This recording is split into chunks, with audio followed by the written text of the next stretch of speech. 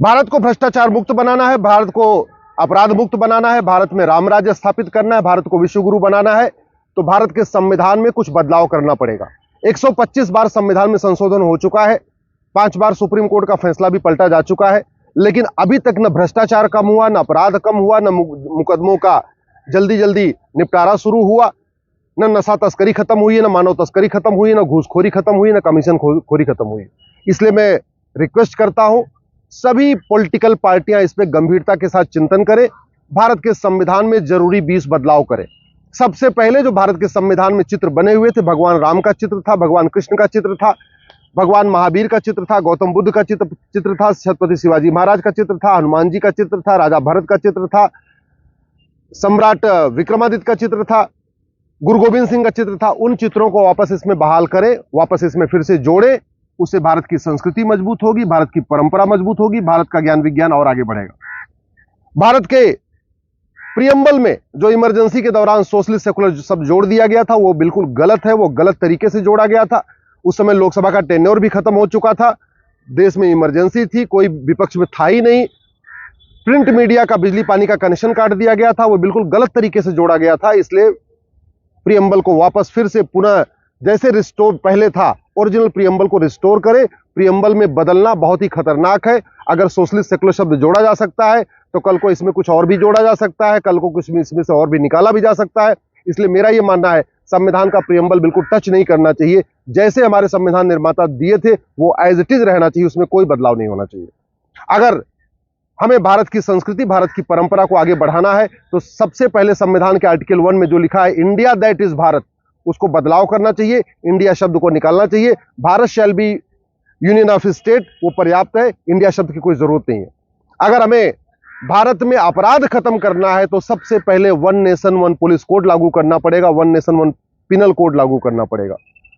भारत के आर्टिकल 14 में, संविधान के आर्टिकल 14 में जो लिखा है ना, equality before law and equal protection of law, उसमें लिखना पड़ेगा state shall secure equal protection of law. ये सरकार की ड्यूटी है कि वो अगर अपराध समान है तो दंड समान होना चाहिए।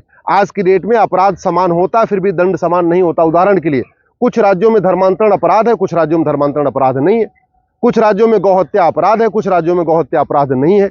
इसी तरीके से ऑर्गेनाइज क्राइम में भी अलग अलग राज्यों में अलग अलग कानून चल रहा है तो अलग अलग सजा है।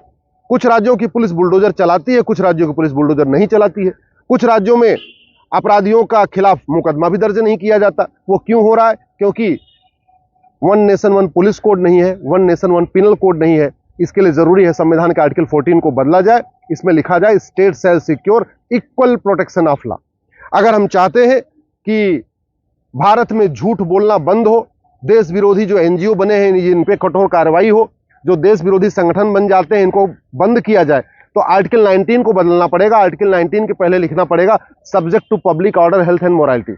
अभी हो क्या रहा है, फ्रीडम ऑफ एक्सप्रेशन हमारा फंडामेंटल राइट है, लेकिन उसी के आड़ में लोग झूठ बोल रहे हैं और लोगों को दंड नहीं मिलता। आर्टिकल 19 में लिखा है फ्रीडम ऑफ एक्सप्रेशन, लेकिन उस सच बोलने का अधिकार है, झूठ बोलने का अधिकार नहीं है। आर्टिकल 19 में लिखा है कि आप अपना एसोसिएशन बना सकते हैं, अपना संगठन बना सकते हैं, लेकिन उसी आर्टिकल 19 की आड़ में पीएफआई जैसे देश विरोधी संगठन बढ़ गए हैं। इसलिए आर्टिकल 19 के शुरुआत में एक सेंटेंस जोड़ने की जरूरत है, subject to public order, health and morality. आप ऐसा कोई संगठन नहीं बना सकते हैं जिससे भारत की एकता अखंडता खतरे में पड़े, जिससे पब्लिक ऑर्डर डिस्टर्ब हो। तो देश विरोधी एनजीओ को खत्म करने के लिए, देश विरोधी संगठनों को खत्म करने के लिए, झूठ को गंभीर अपराध घोषित करने के लिए आर्टिकल 19 को बदलना पड़ेगा। आर्टिकल 20 में यह कहा गया है कि आप किसी को उसके खिलाफ गवाही के लिए यूज नहीं कर सकते। आर्टिकल 20 में जो लिखा हुआ है ना, उसके कारण ही आज तक नार्को पॉलीग्राफ ब्रेन मैपिंग कानून नहीं बन पाया।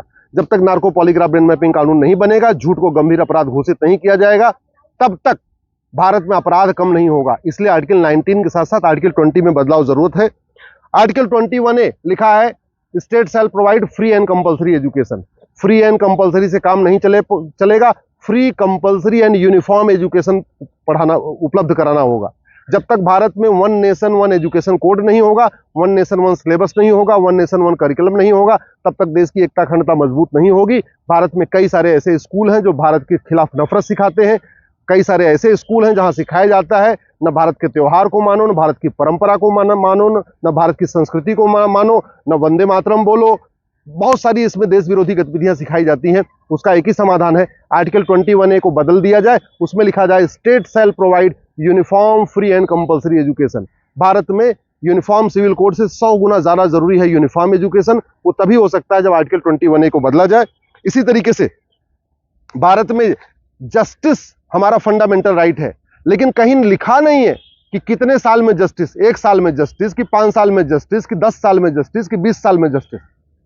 इसके लिए एक नया आपको आर्टिकल संविधान में जोड़ना पड़ेगा, आर्टिकल 21B, और लिखना पड़ेगा state shall secure justice with in year. यानी ये केंद्र सरकार की और राज्य सरकार की ड्यूटी होगी, ये सुप्रीम कोर्ट की ड्यूटी होगी, ये हाई कोर्ट की ड्यूटी होगी, 1 साल के अंदर मुकदमों का फैसला हो। इसके लिए संविधान में आर्टिकल 21B जोड़ना पड़ेगा, एक नया सेंटेंस जोड़ना पड़ेगा, state shall secure justice with in year.